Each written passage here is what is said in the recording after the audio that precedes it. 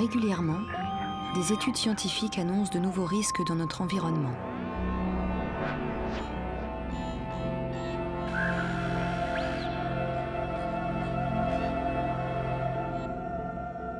Symbole de la communication permanente et sans limite, le téléphone portable est aujourd'hui soupçonné de porter atteinte à la santé publique. Mais alors qu'on attend de la science un verdict définitif, les chercheurs sont face à un défi. Ce qui m'intrigue beaucoup à l'heure actuelle, c'est de comprendre le couplage entre l'onde et la matière vivante. Comment interagissent-ils l'un avec l'autre? On ne sait pas. La rencontre entre les ondes et les organismes vivants brouille les frontières entre deux disciplines habituellement séparées, la physique et la biologie. L'énergie associée à l'onde est tellement faible, ça force l'imagination. On se dit, mais comment ce couplage survient? Comment peut-il être suffisant pour induire des réponses? Les rayonnements utilisés par les télécommunications sont-ils vraiment perçus par les cellules humaines? Comment peuvent-ils perturber cette machinerie précise? Que révèlent exactement les recherches qui ont alerté les médias? Alors que la société attend l'évaluation précise d'un risque sanitaire, chacun avec sa propre stratégie, les chercheurs cherchent sous le feu des ondes.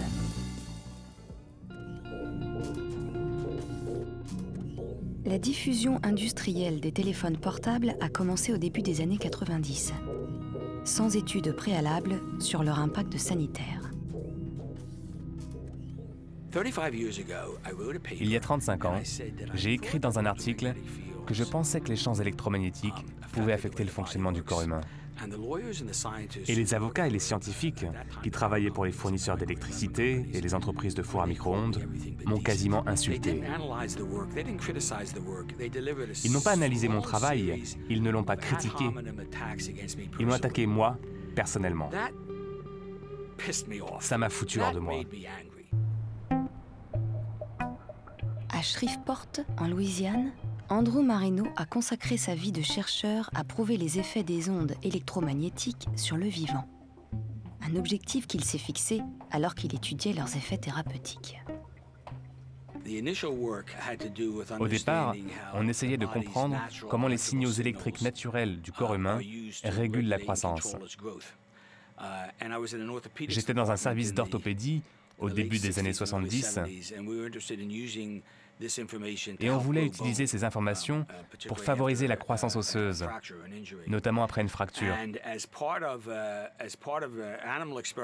Pour des raisons de sécurité, avant d'appliquer une énergie électrique sur des humains, on a commencé par faire des tests sur des animaux. Et on a constaté des réactions sérieuses et inquiétantes sur ces animaux. Depuis 40 ans, Marino a publié près de 150 articles sur les effets biologiques des champs électromagnétiques. Ces articles remettent en cause les propos rassurants des industries qui exposent les populations.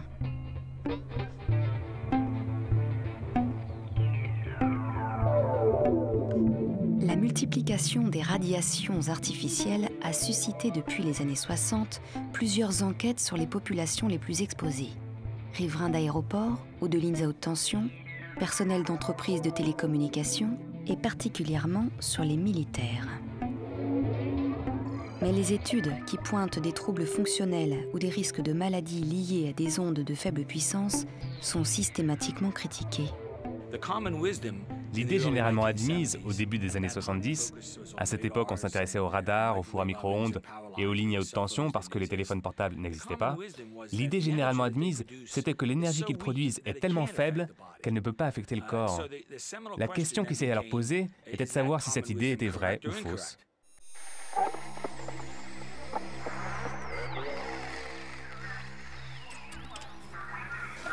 Depuis les champs produits par les appareils électriques jusqu'au Wi-Fi, notre environnement familier nous expose à des rayonnements variés. Mais la préoccupation des populations et des scientifiques a été ravivée depuis l'invention du téléphone portable. Cet objet rayonnant qu'on place directement sur la tête.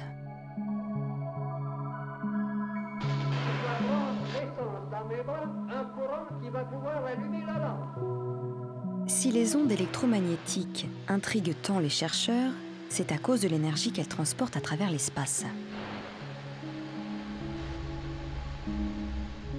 Car lorsqu'on parle d'ondes électromagnétiques, il s'agit concrètement de flux de photons, c'est-à-dire de particules porteuses d'énergie.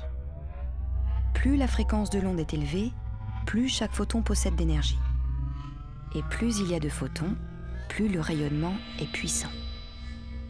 L'onde électromagnétique, elle se propage dans le vide. C'est à la fois ce qui est mystérieux et ce qui rend les choses complexes, parce que c'est invisible, inodore, et c'est, je pense, tout le mystère qu'il peut y avoir autour de ces ondes électromagnétiques.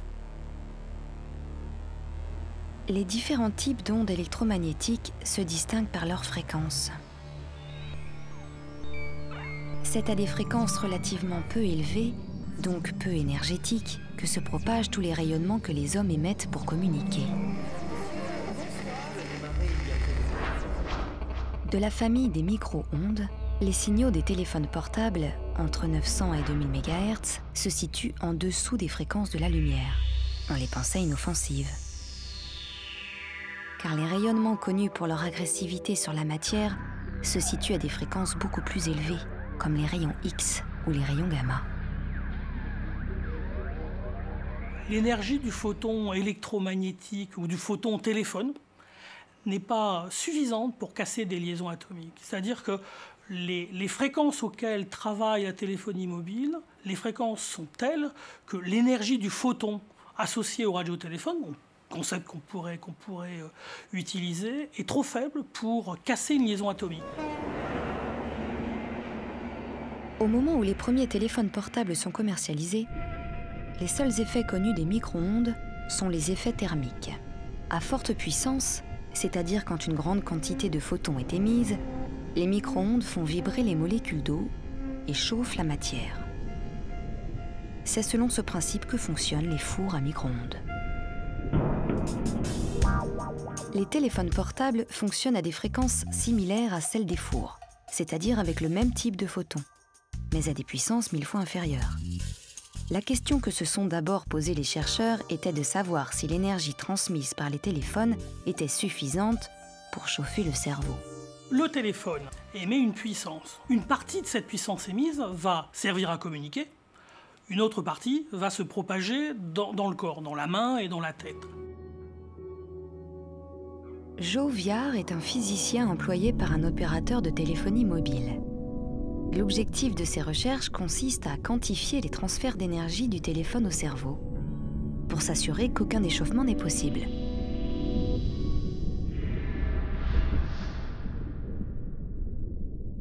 En mesurant des champs électriques dans un liquide, Joe Viard déduit la puissance absorbée par les 10 grammes de cerveau les plus exposés.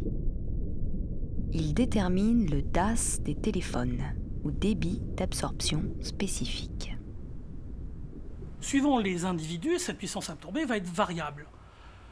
Il fallait trouver une méthode qui nous donne non pas la valeur exacte pour le téléphone, mais une borne supérieure. Donc on a défini, au niveau international, on a défini un fantôme, des liquides et des positions de test qui garantissent que la mesure du DAS avec ce fantôme et dans ces conditions-là donne une valeur maximale. Le DAS inscrit sur la notice des téléphones indique la puissance maximale absorbée par le cerveau. La limite légale du DAS, fixée à 2 watts absorbés par kilogramme de matière, assure aux utilisateurs de téléphone qu'aucun échauffement conséquent n'est possible, contrairement à ce que suggère cette publicité truquée diffusée par un fabricant d'oreillettes.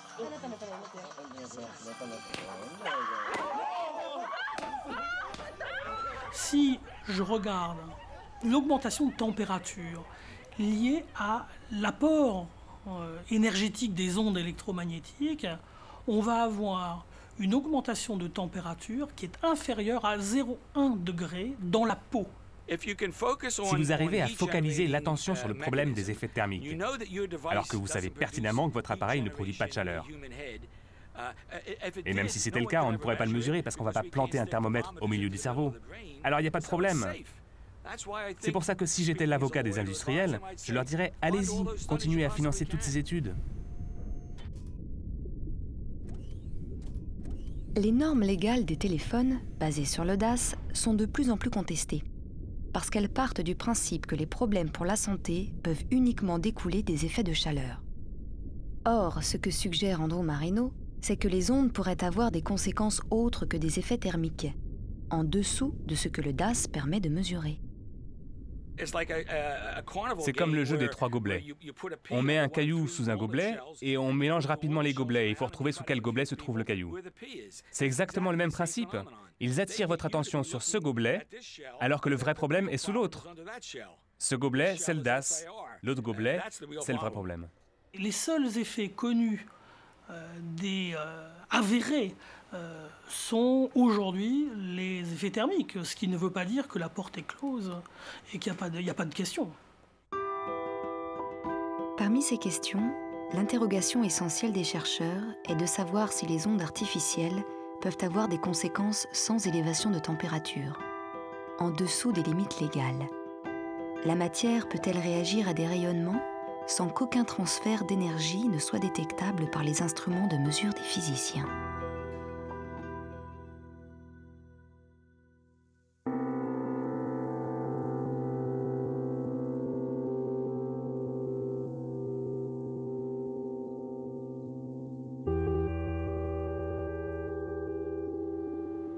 Dans ma recherche, je m'intéresse à l'impact des facteurs environnementaux sur la physiologie des plantes.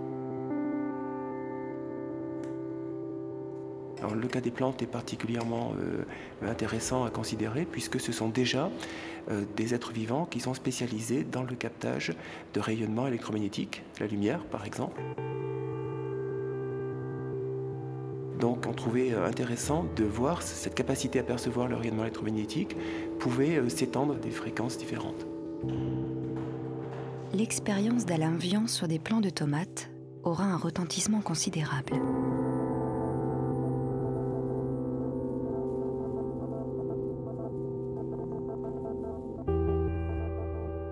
Avec les physiciens du LASMEA de Clermont-Ferrand, qui ont conçu une chambre réverbérante permettant de contrôler précisément les rayonnements, Alain Vian expose des plants de tomates pendant 10 minutes à des fréquences correspondant à celles des téléphones portables.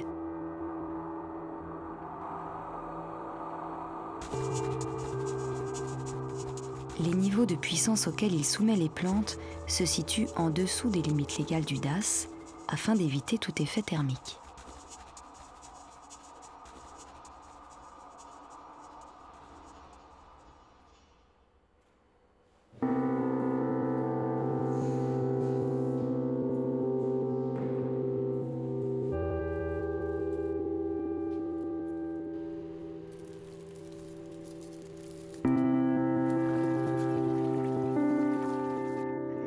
L'expérience révèle que les plantes exposées réagissent.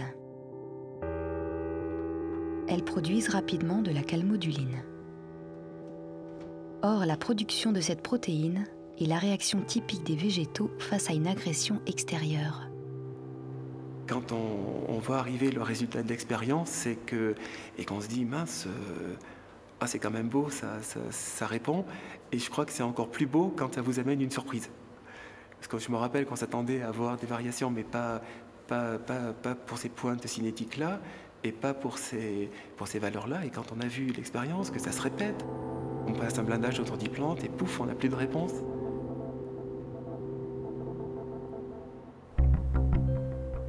Primé par l'Académie des sciences et largement cité dans les revues internationales, les résultats établis par l'équipe de Vian remettent en cause un dogme scientifique. Les organismes vivants peuvent réagir à des rayonnements sans transfert d'énergie mesurable.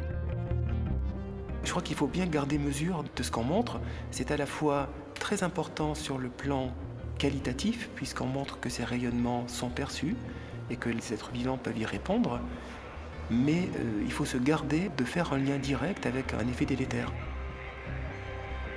Malgré la réticence de son auteur à s'impliquer dans le débat sur le risque sanitaire, cette expérience fondamentale va être largement médiatisée et relancer les interrogations sur les conséquences des rayonnements artificiels. Les hommes sont-ils aussi sensibles que les plantes aux ondes électromagnétiques ?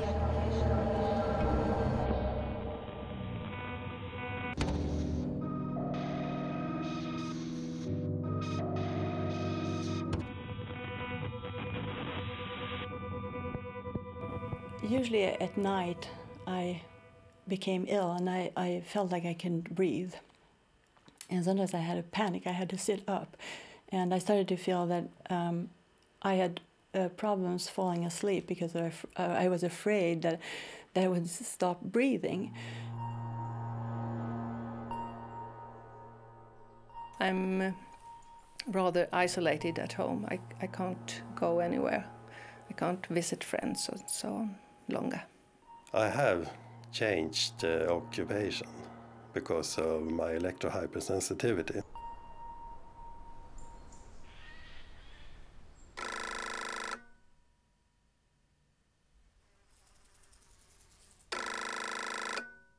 En Suède, au cours des années 90, de plus en plus de personnes se sont affectées par les rayonnements électromagnétiques. Telles des réactions allergiques, les affections qu'ils décrivent les contraignent à s'équiper de protection, à s'exiler, à se couper physiquement d'un monde devenu hostile.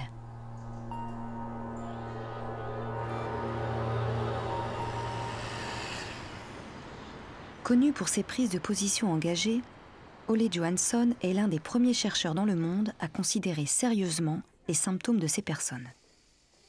Après avoir mené des études sur des cellules de peau de personnes irritées par les écrans d'ordinateur, il est devenu une figure historique du débat sur les rayonnements artificiels, en militant pour la reconnaissance sociale de ces symptômes et en leur donnant un nom générique, l'électro-hypersensibilité.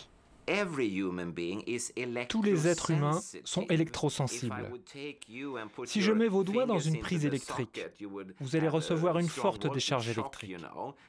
C'est une forme typique d'électrosensibilité, et c'est normal, bien sûr. Mais ces personnes qui sont électro-hypersensibles, elles réagissent, peut-être, à des champs auxquels vous et moi ne réagissons pas.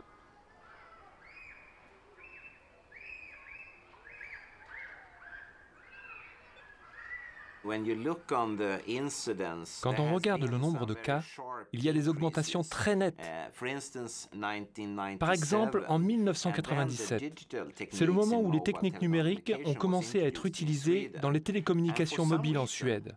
Et pour une raison ou pour une autre, le nombre de personnes se plaignant s'est mis de nouveau à augmenter. L'électro-hypersensibilité est reconnue en Suède comme un handicap, et 2% de la population se dit concernée. Mais si le nombre de cas recensés augmente à travers le monde, ce phénomène demeure une énigme médicale. If I know or can figure out what happens in the body, then I can also hopefully try to do something about it. I think most of us reason that way.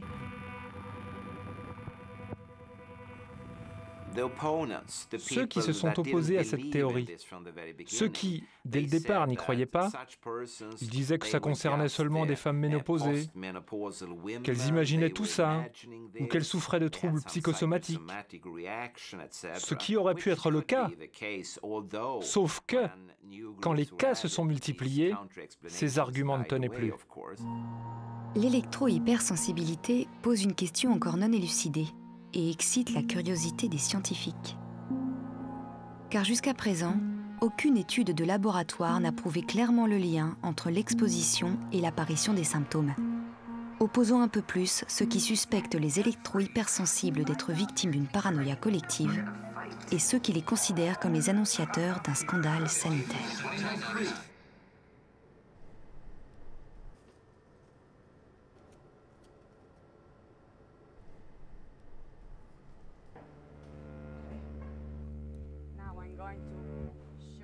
Les études que mène Andrew Marino se penchent sur la capacité qu'a le corps humain à percevoir des signaux de très faible puissance.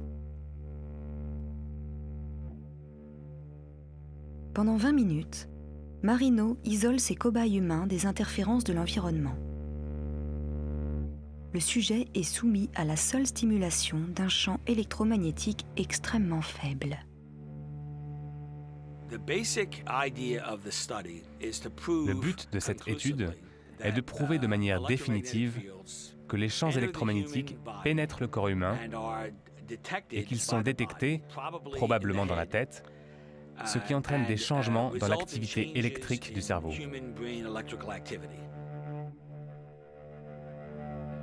L'analyse de son activité cérébrale montre que le sujet perçoit le signal, même inconsciemment. Le système nerveux détecte les sons, la lumière, la chaleur, le toucher, le goût et les champs électromagnétiques. C'est le même processus. Il y a une cellule spécialisée quelque part dans le corps. Elle interagit avec le champ électromagnétique qui entre dans le corps et envoie un signal au cerveau pour lui signaler la présence de ce champ dans l'environnement du sujet. Le cerveau reconnaît qu'il n'y a aucune information utile pour lui et donc ignore le signal. Mais le processus consistant à détecter et ignorer, met à l'épreuve les capacités d'adaptation du corps. En d'autres termes, l'organisme devient plus faible et votre santé est plus fragile si ce processus se répète constamment.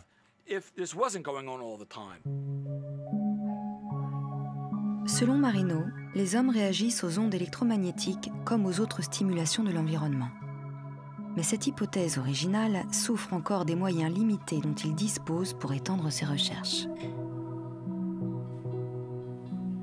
À ce stade, malgré les indices qui s'accumulent, la sensibilité des hommes n'est pas unanimement reconnue par la communauté scientifique.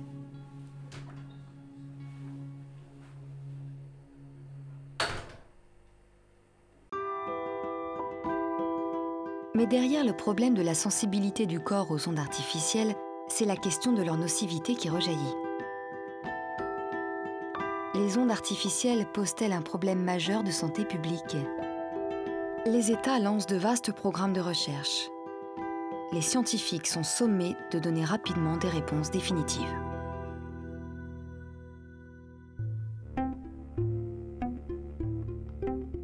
En l'an 2000, l'Union européenne décide de financer le projet Reflex, proposé par la Fondation Verum à Munich.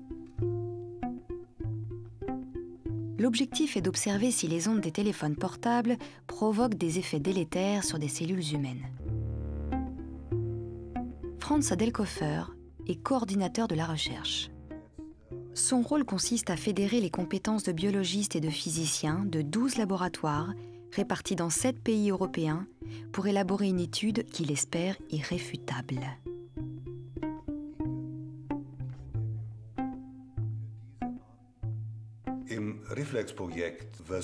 Avec le projet Reflex, nous avons cherché à savoir si les ondes des téléphones portables étaient en mesure de générer des effets biologiques en dessous des limites légales. 4 ans plus tard, Adelkofer présente son rapport qu'il concentre sur les résultats les plus alarmants.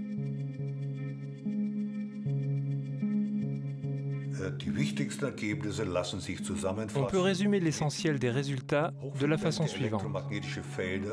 Les champs magnétiques de haute fréquence sont capables d'endommager les gènes.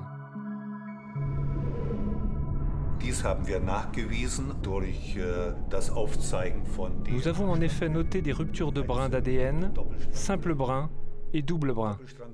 Dans la plupart des cas, les cassures de double brin peuvent être réparées, mais ce n'est pas systématique. En effet, dans un organisme vivant, des protéines sont spécialisées dans la réparation des cassures des brins d'ADN.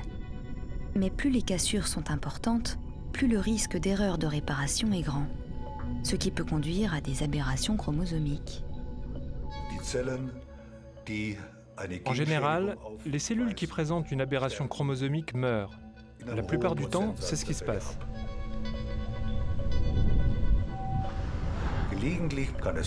Mais parfois, il peut arriver qu'une cellule survive. Et alors, ça peut déclencher un processus cancéreux. Mais la capacité des micro-ondes à casser des brins d'ADN, même de manière indirecte, provoque le scepticisme de nombreux chercheurs. Les résultats d'Adelkofer sont controversés. Et malgré ces alertes, il n'obtient aucune réaction de l'Union européenne, pourtant commanditaire de l'étude. Je ne cherche pas à prouver que les ondes des téléphones portables sont nuisibles pour la santé. Ce n'est pas mon but. Avec mes collègues qui pensent tous comme moi, nous cherchons à savoir si oui ou non il y a des effets.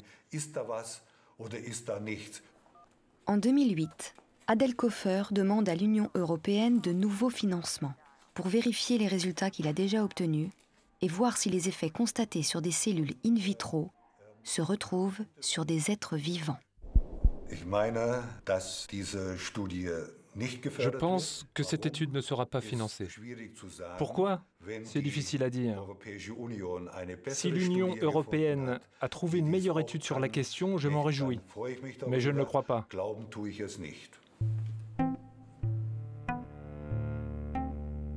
Cependant, partout dans le monde, des expériences convoquent la multitude des cobayes de laboratoire, les soumettent à toute la panoplie des micro-ondes et cherchent la plupart des maladies connues. Beaucoup trouvent des effets inquiétants, beaucoup ne trouvent rien, et toutes se concluent par la même prudence. De nouvelles recherches sont nécessaires. Une étude ne fait pas le beau temps ou le mauvais temps. Il faut vraiment un faisceau de preuves. En France, à Bordeaux, l'IMS est réputé pour refaire les expériences des laboratoires qui ont trouvé des effets néfastes et contredire leurs résultats. Ces expériences, en partie financées par des opérateurs de téléphonie, sont conduites par Isabelle Lagroye, biologiste, et Bernard Verret, spécialiste des champs électromagnétiques. Dans notre laboratoire, pratiquement la moitié de nos projets sont des études de réplication de résultats établis par d'autres. Pourquoi on insiste autant sur la réplication? Parce que si on ne peut pas retrouver dans les mêmes conditions un effet dans un laboratoire différent, ça veut dire que c'est un effet sur lequel on ne peut pas discuter, qu'on ne peut pas prendre en compte pour l'évaluation du risque. L'un des meilleurs exemples des résultats positifs qui ont été répliqués par nous et par d'autres sont ceux du groupe de Salford en Suède, qui avait montré donc une perméabilisation augmentée de la barrière hémato-encéphalique chez le rat soumis à des ondes. Et les résultats que nous sommes en train de publier, mais qui ont été rapportés en congrès, sont négatifs. On est incapable de répliquer les résultats de Salford. C'est à Lund, en Suède, que parallèlement à son activité de neurologue, Leif Salford conduit des recherches sur des cerveaux de rats. Et plus précisément, sur leur barrière hémato-encéphalique.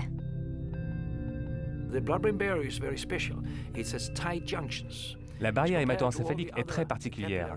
Sa paroi est très dense comparée aux autres vaisseaux du corps. Le cerveau a des cloisons très spéciales qui empêchent les substances de fuir. La barrière hémato-encéphalique empêche le passage de substances contenues dans les vaisseaux sanguins vers les tissus du cerveau. Or, après avoir exposé les animaux pendant 2 heures à des rayonnements de téléphone portable, Salford constate que la barrière hémato-encéphalique devient perméable chez un tiers des rats exposés, ce qui provoque la fuite d'albumine. À la fin des années 90, après avoir étudié 1500 ou 1600 rats, nous sommes arrivés à la conclusion, et c'était très net, qu'il y a bel et bien une fuite d'albumine dans le cerveau des rats et dans les neurones. Ces fuites peuvent être la cause de migraines, ou même, selon Salford, de destruction de neurones. Des lésions neuronales peuvent aussi être responsables du développement de tumeurs, des tumeurs à la fois bénignes et malignes. On se dit, bon là vraiment la barrière hémato-encéphalique, si c'est vrai, si c'est reproductible, il faut vraiment en tenir compte.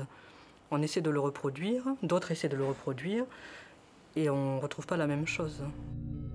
L'impact des ondes électromagnétiques sur la barrière hémato-encéphalique a pourtant bien été confirmé par plusieurs autres équipes dans le monde. Sur la quinzaine d'études menées, la majorité constate ce type d'effet.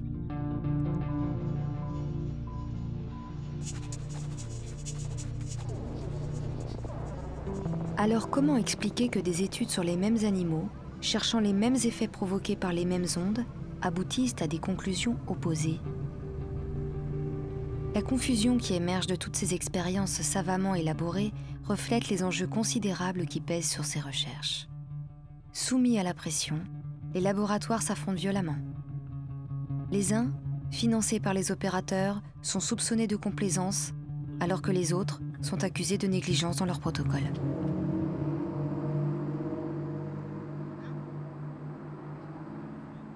Les données s'accumulent, mais la société attend toujours un verdict définitif. Quelles conclusions tirer des milliers d'articles publiés jusqu'à aujourd'hui? À partir de la même base de données, les interprétations divergent d'un chercheur à l'autre. Et la vérité scientifique nous échappe. De cette confusion émerge une question essentielle. Quel est le niveau d'indice suffisant pour alerter l'opinion publique? Si vous avez 5000 publications dans des revues scientifiques reconnues et que ça ne suffit pas, alors combien est-ce qu'il en faut? Il en faut 5001? 5002? Quand est-ce que c'est suffisant? Et qui doit décider? La base de connaissances que l'on a maintenant, si les donneurs d'alerte se donnaient la peine de l'éplucher, de vraiment approfondir, pourraient constater qu'il n'y a pas lieu à des alertes majeures en ce moment. Aujourd'hui, il y a un très grand nombre d'expériences qui montrent qu'il y a quelque chose. Et je pense qu'il est du devoir des gouvernements, des États et des autorités de prendre en compte sérieusement ces résultats. En 2007, un rapport indépendant, Bioinitiative, provoque l'attention de l'opinion internationale. Il compile les résultats les plus inquiétants de 1500 études et extrapole à l'homme une multitude d'effets nocifs, notamment des troubles cognitifs ou du sommeil, des perturbations hormonales qui pourraient se traduire en cancer du sein, des risques de maladies neurodégénératives, différents types de tumeurs cérébrales ou des glandes salivaires, des troubles du rythme cardiaque, des perturbations du système immunitaire ou même une baisse de la fertilité.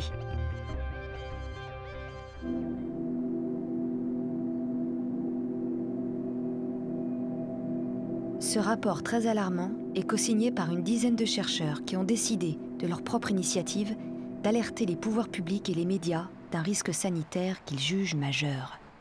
Les médias se sont récemment fait l'écho des inquiétudes. Les bruits les plus divers circulent en effet. Est-ce que vous pouvez vous exprimer sur le problème de la dangerosité? Le risque avéré n'est pas prouvé aujourd'hui. La position délicate des gouvernements face à un risque imprécis se traduit parfaitement dans un concept en vogue, le principe de précaution. We really need to ensure that the precautionary approach is taken. We also need proper research centres to be set up to ensure that the real effects of this kind of non-ionizing radiation are actually properly examined by independent assessors. Mais le principe de précaution révèle surtout un état de fait. La recherche sur les risques sanitaires court toujours derrière les innovations technologiques. Partagée entre l'urgence de la situation et le détachement nécessaire, la recherche fondamentale tente de comprendre comment les cellules peuvent réagir aux ondes.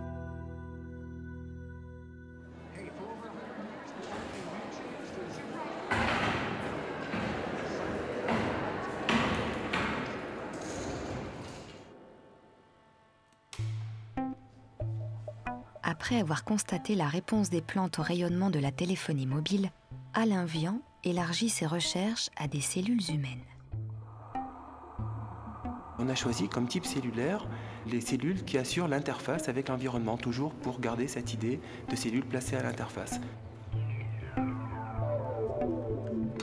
Pour étudier l'interaction entre l'onde et le vivant, Alain Vian concentre sa recherche sur des cellules de peau.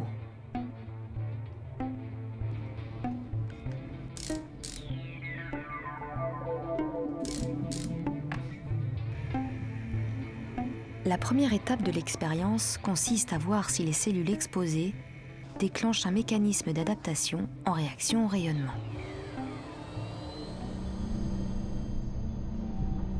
Car en permanence, les cellules qui nous composent s'adaptent aux contraintes de leur milieu. C'est dans ce but qu'elles produisent des protéines, qui sont les ouvrières de la cellule. Par exemple, lorsque la température autour de la cellule est trop élevée, un gène spécifique est activé pour produire des protéines qui vont tempérer la cellule. Vian cherche des indices de la production de protéines dans les cellules exposées aux micro-ondes. Les cellules humaines sont-elles sensibles aux ondes des téléphones portables ?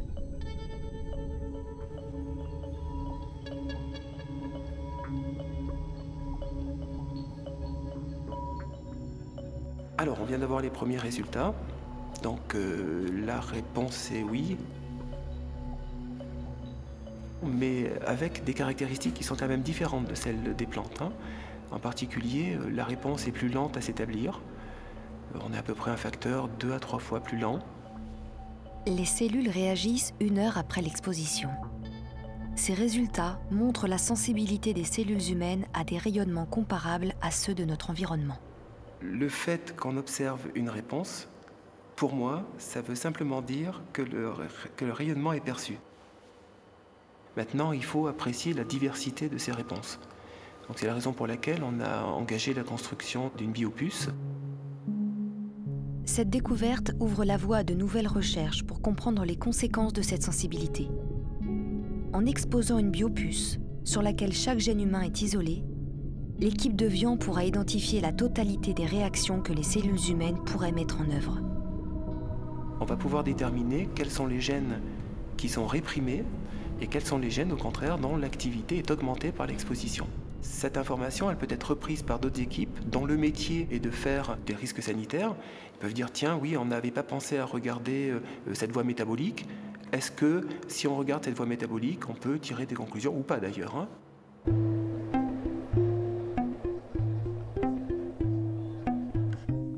En écho à ces travaux, d'autres chercheurs se focalisent sur un mécanisme cellulaire très précis et explorent ses conséquences. C'est le cas d'une expérience majeure publiée en 2007 par Ronnie Seger. La première question était, peut-on détecter une réaction sous le seuil thermique causée par une radiation très courte et de faible énergie? Et la réponse est oui.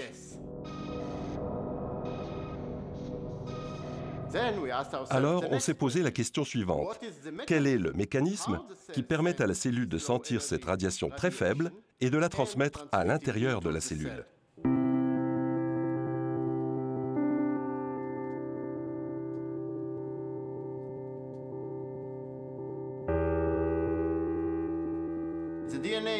L'ADN est comme le chef de la cellule. C'est lui qui dit à la cellule ce qu'elle doit faire et comment. Ronnie Seger est biologiste à l'Institut Weizmann de Tel Aviv. Il est spécialisé dans la transmission de signaux à l'intérieur de la cellule. Il y a un grand nombre de différents récepteurs. Le but de ces recherches est de comprendre comment l'ADN est informé des perturbations du milieu extérieur pour déclencher la production de protéines adéquates. Et il y a plusieurs voies de communication, un peu comme des lignes téléphoniques en fait. Elles récupèrent le signal à la membrane de la cellule et le conduisent jusqu'au noyau. Et ensuite, l'ADN peut commencer à fonctionner et dire à la cellule ce qu'elle doit faire. C'est à partir de l'ADN que sont produites les protéines. Pour s'adapter à l'environnement, la cellule doit donc informer l'ADN des protéines dont elle a besoin. C'est le rôle des voies de signalisation qui transfèrent l'information depuis la membrane cellulaire, au contact de l'environnement, jusqu'au noyau, où se trouve l'ADN.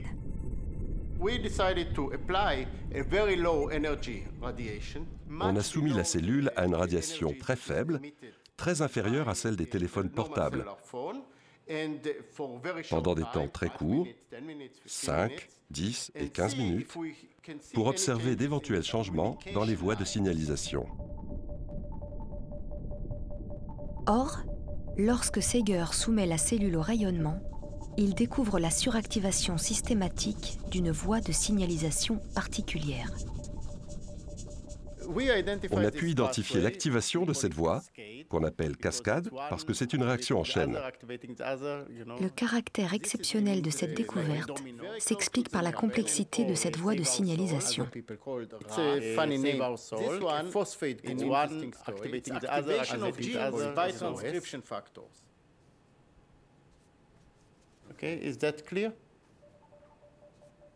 Si la découverte de Seger a suscité l'attention au-delà de la communauté scientifique, c'est parce que cette voie de signalisation est également impliquée dans la croissance de la cellule.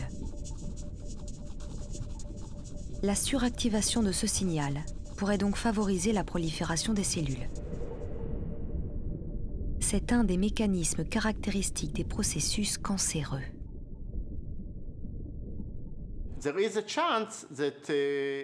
Dans certaines conditions très spécifiques, encore une fois, je ne veux pas faire peur pour ce type de radiation très faible. Mais dans certaines conditions, il est possible qu'elles favorisent le développement de cancer. Elles ne provoquent pas le cancer, mais elles peuvent le favoriser.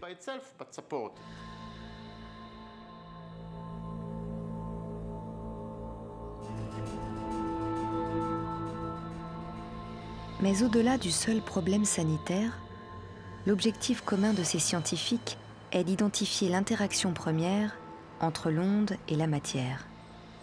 La transformation de l'énergie physique des ondes de téléphone en processus biologique.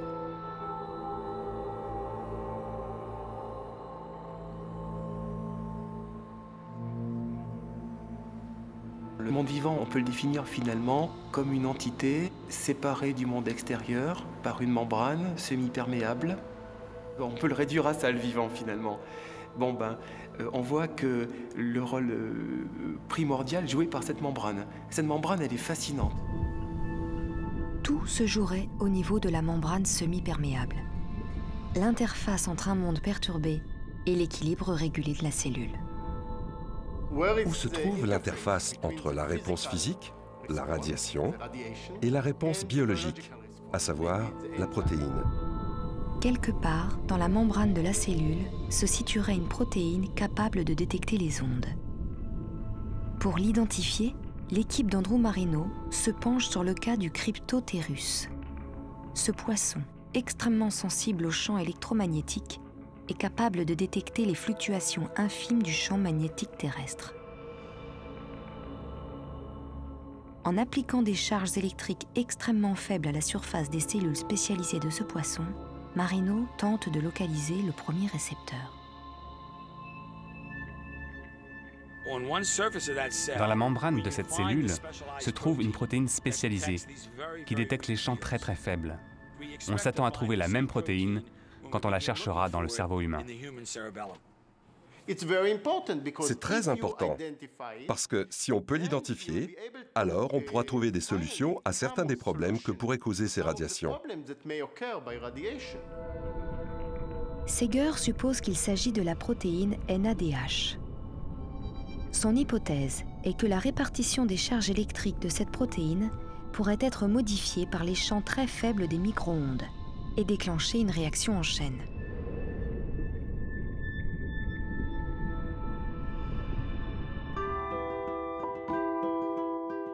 L'ensemble de ces recherches, à la pointe de la connaissance, ne forme pas encore d'explication cohérente. Mais, chacun dans leur domaine, les chercheurs cumulent des indices qui précisent peu à peu les interrogations sur les conséquences sanitaires des téléphones portables.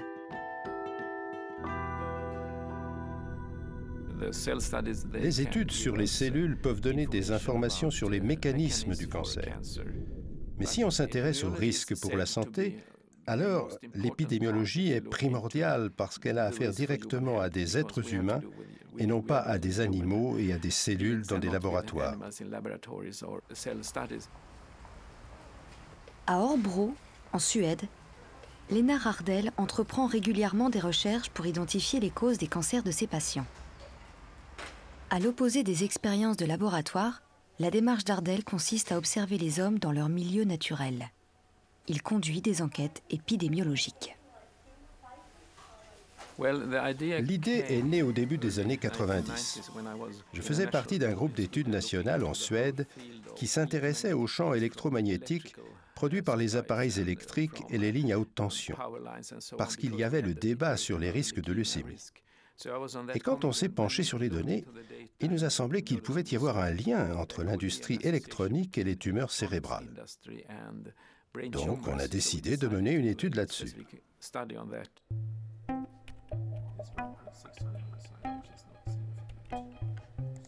L'idée d'Ardell paraît élémentaire. Il s'agit de former deux groupes de personnes. Un groupe atteint par la maladie suspectée, ici la tumeur cérébrale, et un autre groupe non atteint, le groupe témoin. En comparant le temps d'utilisation du téléphone entre les deux groupes, Ardell doit déterminer si le téléphone portable est un facteur de risque. La difficulté principale de ces études statistiques consiste à récolter des informations précises. Combien de temps ces personnes ont-elles téléphoné ces 10 dernières années? Sur quelle oreille placent-elles généralement leur téléphone? L'étude d'Ardell, menée sur 4000 personnes, est la plus commentée dans le monde, car elle a été la première à constater une augmentation du risque de différents types de tumeurs cérébrales liées au téléphone portable. On constate qu'après 10 ans d'utilisation du portable, le risque de développer un gliome ou un neurinome acoustique augmente. Le risque de neurinomes acoustiques peut même survenir avant 10 ans d'utilisation. Mais le risque augmente avec le nombre d'années. Et les résultats sont les mêmes avec les téléphones sans fil qu'on utilise à domicile ou dans les bureaux. Néanmoins, il faut souligner que le risque individuel reste très faible, parce que c'est une maladie qui touche une personne sur 10 000. Donc, même si le risque est double, ça ne fait que 2 pour 10 000. Mais le problème, c'est que tout le monde est exposé aujourd'hui. Donc, même si le risque est faible individuellement, le nombre de cas sera important.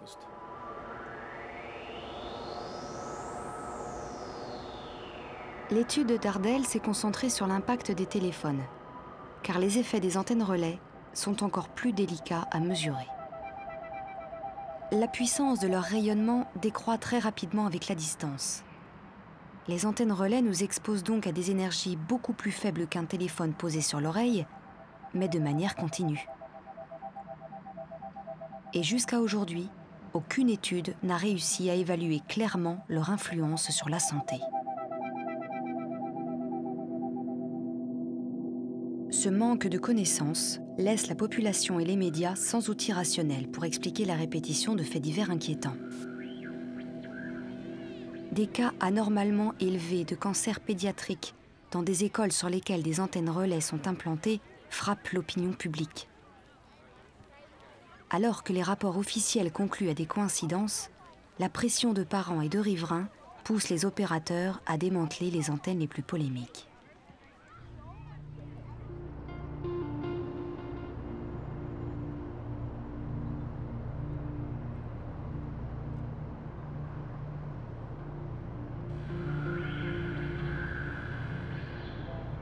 Après 15 ans de recherche, la sensibilité des cellules humaines aux ondes de téléphone portable est confirmée par de nombreuses études de laboratoire. Mais les conséquences sur la santé restent encore une statistique imprécise.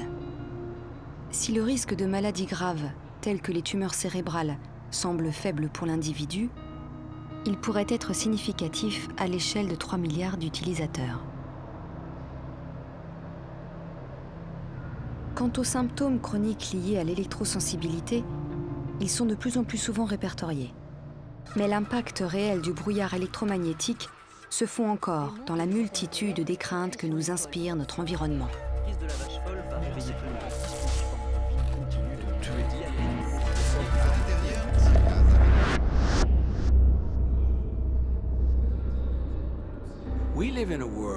On vit dans un monde où les gens fument des cigarettes.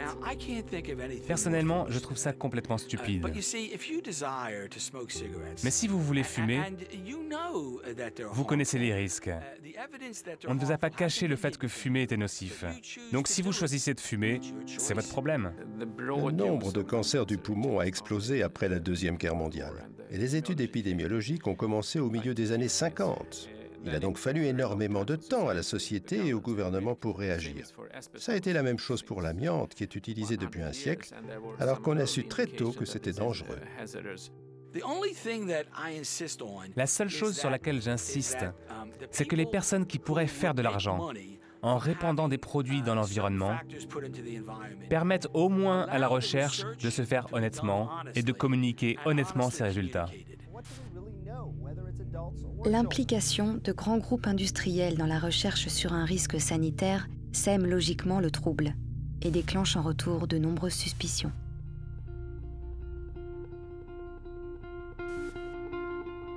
Au strict débat scientifique, se sont peu à peu substituées des stratégies de communication, comme si les exagérations de certains pouvaient compenser les dissimulations des autres. Chaque cellule de son organisme est le siège d'un courant de haute fréquence qui est fermé sur lui-même. L'histoire dira qui avait raison et qui avait tort.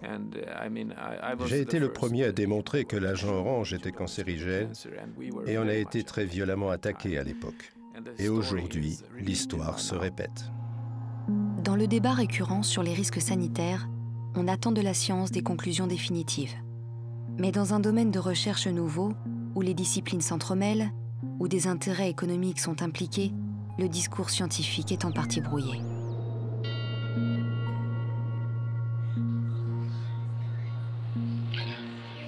La clarté du débat suppose donc qu'on se donne les moyens d'une recherche véritablement indépendante. Alors, chacun pourra se poser la question en toute conscience. Quel risque est-on prêt à prendre pour notre liberté et qu'est-on prêt à sacrifier pour notre sécurité ?